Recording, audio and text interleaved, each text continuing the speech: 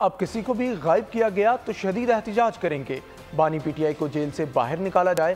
حماد اظہر میاں اسلم اقبال سے کوئی بیان دلوایا گیا تو اسے نہیں مانیں گے۔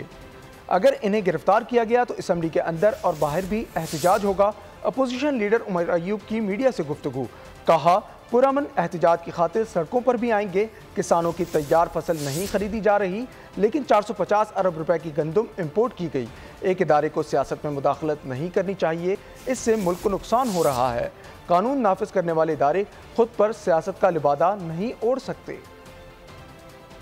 کی ابڈکشن یعنی کہ غائب کیا گیا، اس کی ہم لوگ شدید ترین مذمت کریں گے۔ حماد اظہر صاحب کو یا پھر میاں اسلم اقبال صاحب کو ابڈکٹ کیا گیا اور کہیں پہ لے کے گئے اور ان سے کسی قسم کی سٹیٹمنٹ، ان سے وہ بیان دیا گیا تو وہ ہم لوگ نہیں مانیں گے۔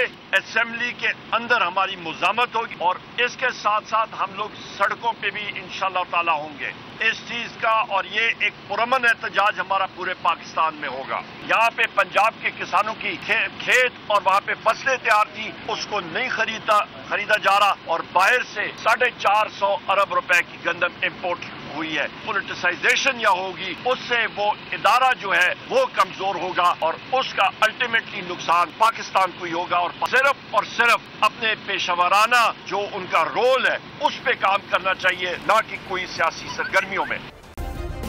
سبسکرائب کریں اور بیل دبائیں تاکہ کوئی خبر رہ نہ جائے۔